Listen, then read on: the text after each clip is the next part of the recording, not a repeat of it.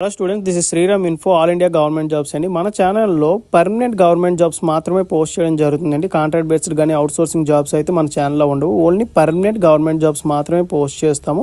మన ఛానల్ ఇంకా ఎవరైనా సబ్స్క్రైబ్ చేసుకోకపోతే సబ్స్క్రైబ్ చేసుకొని బెల్ ఐకాన్ ఆన్ చేసుకొని పెట్టుకోండి. నా ప్రతి అప్డేట్ అనేది మీకు నోటిఫికేషన్ ద్వారా వస్తుంది. అలాగే మీకు వాట్సాప్ ఉంటే వాట్సాప్ ఛానల్లో జాయిన్ అవ్వండి. టెలిగ్రామ్ ఉంటే టెలిగ్రామ్ ఛానల్లో జాయిన్ అవ్వండి. జాయిన్ అయినట్టయితే మీకు exam dates, result dates, previous question papers, job information అనేది మీకు ప్రొవైడ్ చేయడం జరుగుతుంది.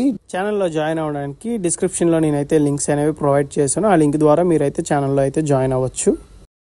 హలో స్టూడెంట్స్, ఇప్పుడు మనకు వచ్చేసి నేషనల్ జియోఫిజికల్ రీసెర్చ్ ఇన్స్టిట్యూట్ నుంచి మనకి చాలా మంచి పర్మనెంట్ సెంట్రల్ గవర్నమెంట్ జాబ్స్ అయితే రిలీజ్ అవ్వడం జరిగిందండి. బోత్ మెయిల్ అండ్ ఫీమేల్ ఎవరైనా అప్లై చేసుకోవచ్చు. ఇక్కడ ఏంటంటే మనకి పోస్టింగ్ అనేది ఎక్కడ వస్తుందంటే హైదరాబాద్లో ఉంటుంది.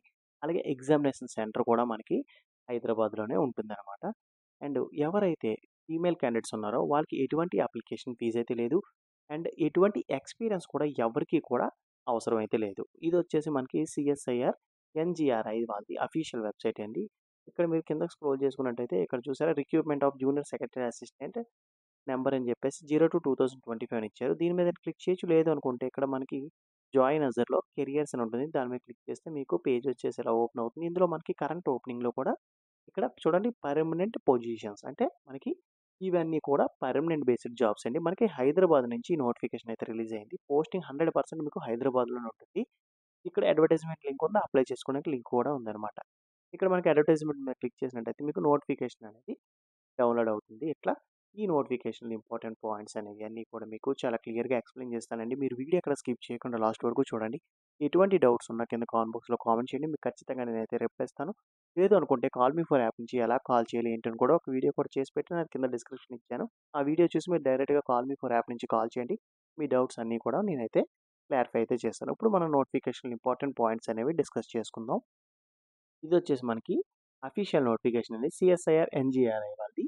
ఇక్కడ మీరు చూడండి, ఉప్పల్ రోడ్, హైదరాబాద్ 500007 తెలంగాణ.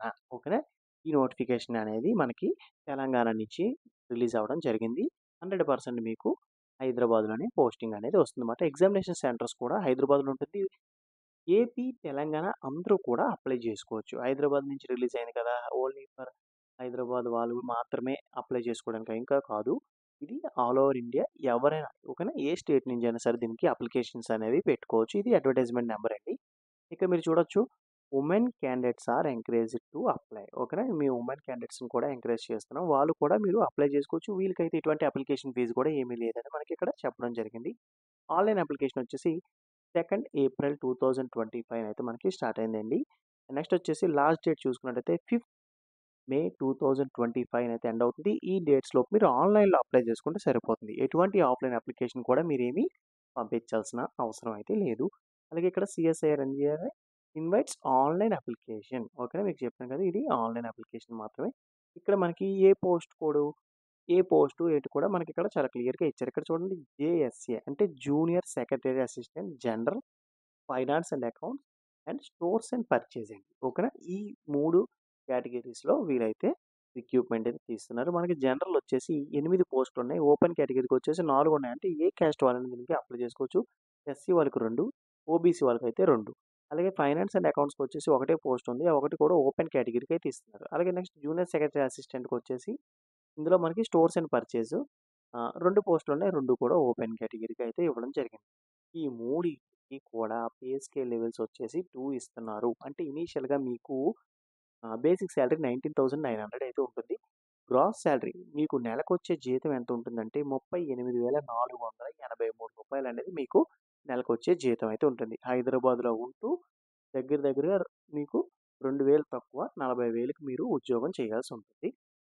దీనికి ఎడ్యుకేషన్ క్వాలిఫికేషన్ ఎవరెవరు అప్లై చేసుకోవచ్చు అంటే +2 ఆర్ ఇట్స్ ఈక్వాలెంట్ అని చెప్పి మనకి ఇవ్వడం జరిగింది. అంటే ఇంటర్లో ఎంపీసీ కానీ, బైపీసీ కానీ, వొకేషనల్ కోర్సులు కానీ ఎవరైనా అప్లై చేసుకోవచ్చు. ఇక్కడ మ్యాథ్సే ఉండాలి, ఫిజిక్సే ఉండాలి, కెమిస్ట్రీయే ఉండాలని చెప్పి మనకు మెన్షన్ చేయలేదు. కాబట్టి ఇంటర్లో ఏ బ్రాంచ్ వాళ్ళైనా అప్లై చేసుకోవచ్చు. అలాగే డిప్లొమాలో కూడా ఏ క్యాండిడేట్స్ అయినా సరే దీనికి అప్లికేషన్స్ అనేవి పెట్టుకోవచ్చు. డిప్లొమాలో ఈసీ వాళ్ళు అప్లై చేసుకోవచ్చు, సివిల్ వాళ్ళు అప్లై చేసుకోవచ్చు, మెకానికల్ వాళ్ళు అప్లై చేసుకోవచ్చు, ఆటోమొబైల్ ఇంజనీరింగ్ చేసిన వాళ్ళు కూడా దీనికి అప్లికేషన్స్ అనేవి పెట్టుకోవచ్చు.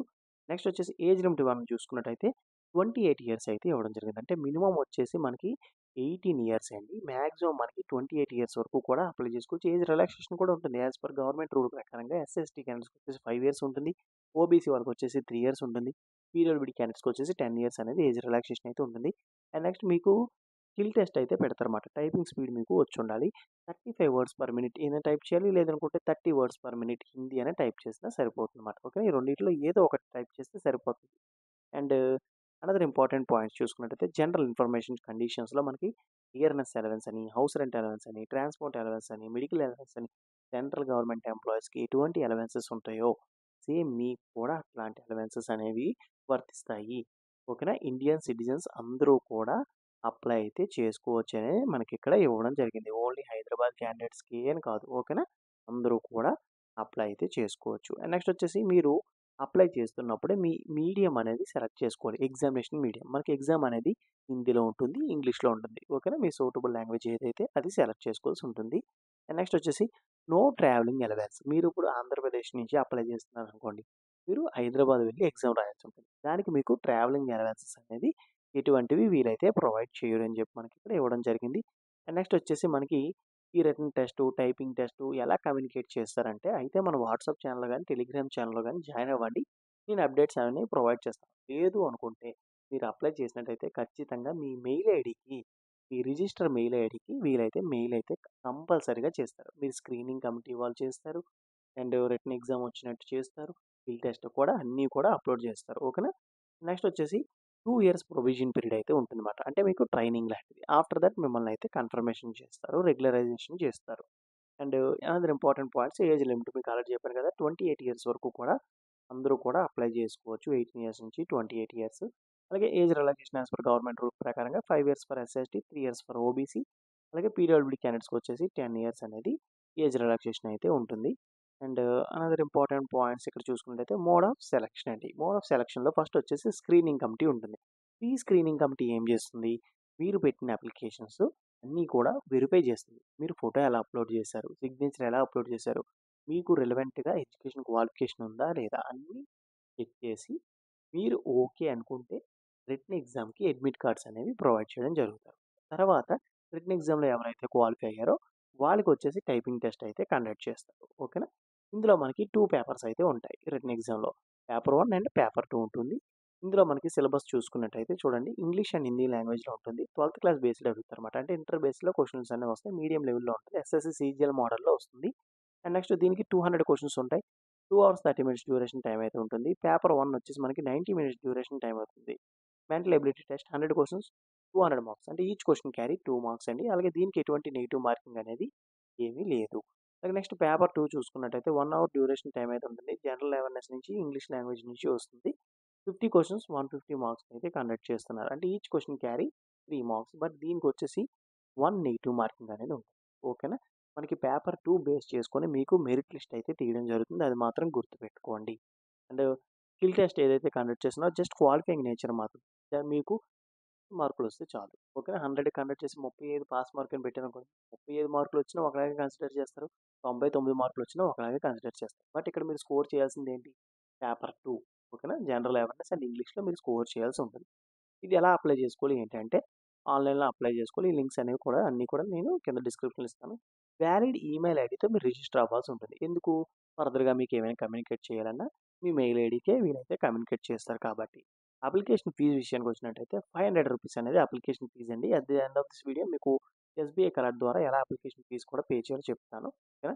అండ్ నెక్స్ట్ వచ్చేసి no fee for SC, ST, PWD, women and ex servicemen. ఓకేనా. వీళ్ళెవరికీ కూడా ఎటువంటి అప్లికేషన్ ఫీజ్ అయితే ఏమీ లేదు. ఓకేనా. ఈ ఐదుగురు కూడా SC, ST, PWD, women and ex service మెన్‌కి ఎటువంటి అప్లికేషన్ ఫీజ్ అయితే లేదండి. నెక్స్ట్ వచ్చేసి ఇక్కడ మీరు అప్లై చేస్తున్నప్పుడే మీరు పోస్ట్ ప్రిఫరెన్స్ అనేవి ఇచ్చుకోవచ్చు. అంటే మల్టిపుల్ అప్లికేషన్స్ లాగా. నేను జూనియర్ సెక్రటరీ అసిస్టెంట్‌లో నేను స్టోర్స్ అండ్ పర్చేస్‌కి అప్లై చేస్తాను. ఫైనాన్స్ అండ్ అకౌంట్స్‌కి అప్లై చేస్తాను. జనరల్‌కి కూడా నేను అప్లై చేస్తాను. ఓకేనా. మూడిట్లికి ఒకటే కామన్ ఎగ్జామ్. ఓకేనా. మీరేం భయపడాల్సిన అవసరం అయితే లేదు. అండ్ ఇంకా వచ్చేసి మనకి ఈ డాక్యుమెంట్స్ అన్నీ కూడా మీరు అప్లోడ్ చేయాల్సి ఉంటుంది. ఎస్‌బీఐ కలెక్ట్ ఈ రిసిప్ట్ ఎవరైతే ఎలిజిబుల్ క్యాండిడేట్స్ ఉంటారో వాళ్ళు and passport size photo, signature, 10థ్ class mark list for date of birth verification and education certificates అన్నీ కూడా రిలవెంట్ ఎక్స్‌పీరియన్స్ ఇఫ్ ఎనీ అని ఇచ్చారండి. అంటే మీ దగ్గర ఉంటే అప్లోడ్ చేయండి. లేకపోతే లేదు. వీలైతే ఎటువంటి ఎక్స్‌పీరియన్స్ కూడా ఏమీ అడగలేదు. ఓకేనా? And me caste certificate upload చేస్తారు. ఓకేనా? ఇది మనకి నోటిఫికేషన్‌లో ఇంపార్టెంట్ పాయింట్స్. ఇందులో మీకు ఏమైనా డౌట్స్ ఏమైనా ఉన్నట్టయితే కింద కామెంట్ బాక్స్‌లో కామెంట్ చేయండి. నేను ఖచ్చితంగా మీకు రిప్లై ఇస్తాను. ఇప్పుడు మనం ఎస్‌బీఐ కలెక్ట్ ద్వారా ఎలా అప్లికేషన్ ఫీజ్ పే చేయాలో కూడా మీకు చూపిస్తాను. మీకు డిస్క్రిప్షన్‌లో లింక్ ఇస్తాను. ఎస్‌బీఐ కలెక్ట్ ఫీజ్ పేమెంట్ అని చెప్పేసి. దాని మీద క్లిక్ చేస్తే మీకు డైరెక్ట్‌గా పేజ్ ఇట్లా వచ్చేస్తుంది. ఓకేనా? మీరు ఇంక మళ్ళీ గవర్నమెంట్ డిపార్ట్మెంట్స్‌లోకెళ్ళి దేనికోసం సెర్చ్ చేయాల్సిన అవసరం లేదు. ఇక్కడ మీరు చూడండి నేషనల్ జియోఫిజికల్ రీసెర్చ్ ఇన్‌స్టిట్యూట్ ఇవి 2 ఉంటాయి. ఆల్ ఇండియా అని చెప్పేసి ఇంకోటి తెలంగాణ ఉంటది. మనం తెలంగాణ మీద క్లిక్ చేయాలి. క్లిక్ చేస్తే మీకు పేజ్ ఇలా వస్తుంది. ఇందులో మీ ఫుల్ నేమ్ ఇవ్వండి. రిజిస్ట్రేషన్ అవుతారు కదా! మీ రిజిస్ట్రేషన్ నంబర్ అనేది ఇక్కడ ఎంటర్ చేయాలి. అడ్వర్టైజ్‌మెంట్ నంబర్ నేను స్టార్టింగ్‌లో చెప్పా. Advertisement number. ఓకేనా? అది ఇక్కడ మెన్షన్ చేయండి. Next post applied for junior secretary assistant gender finance and accounts అయితే finance and accounts, stores and purchase అయితే స్టోర్స్ అండ్ పర్చేస్. ఇక్కడ మీరు అది మెన్షన్ చేయండి. And mobile number next application fee రూ. 500 అనేది డిఫాల్ట్‌గా ఉంటుంది. నెక్స్ట్ వచ్చేసి ఇక్కడ మీ మొబైల్ నెంబర్ ఎంటర్ చేయండి. Mail ID and captcha enter చేసి నెక్స్ట్ మీద క్లిక్ చేసినట్టయితే వెరిఫై పేమెంట్ డీటెయిల్స్ మీదకి వెళ్తుంది. అందులోకి వెళ్ళిన తర్వాత నెక్స్ట్ వచ్చేసి క్యూఆర్ కోడ్ ఉంటుంది. లేదా credit card, debit card use చేసి మీరు అప్లికేషన్ ఫీజ్ అయితే పే చేసిన తర్వాత ప్రింట్ వస్తుంది. ఆ ప్రింట్ అవుట్ అనేది తీసుకోండి. ఎవరైతే అప్లికేషన్ ఫీజ్ ఎలిజిబిలిటీ ఉన్నారో అందరూ కూడా ప్రింట్ తీసుకొని అది మీరు అప్లికేషన్ పెట్టినప్పుడు మీరు అప్లోడ్ చేయాల్సి ఉంటుంది. ఓకేనా? ఇది మనకి నోటిఫికేషన్ ఇంపార్టెంట్ పాయింట్స్. అలాగే ఫీజ్ పేమెంట్ కూడా ఇట్లానే పే చేయాలండి. ఓకే. ఇందులో మీకు ఇంకా ఏమైనా డౌట్స్ ఏమైనా ఉన్నట్టయితే కాల్ మీ ఫర్ యాప్ నుంచి కాల్ చేయండి. లేదనుకుంటే కింద కామెంట్ బాక్స్‌లో కామెంట్ చేసినా మీకైతే రిప్లై ఇస్తాను. నా నుండి చిన్న రిక్వెస్ట్ ఏంటంటే మీకు వీడియో నచ్చినట్టయితే లైక్ చేసి మీ ఫ్రెండ్స్ కూడా షేర్ చేయండి. ఈ ఇన్ఫర్మేషన్ అనేది వాళ్ళకి కూడా యూజ్ అవుతుంది. థాంక్ యూ సో మచ్ అండి for watching video. Keep supporting me.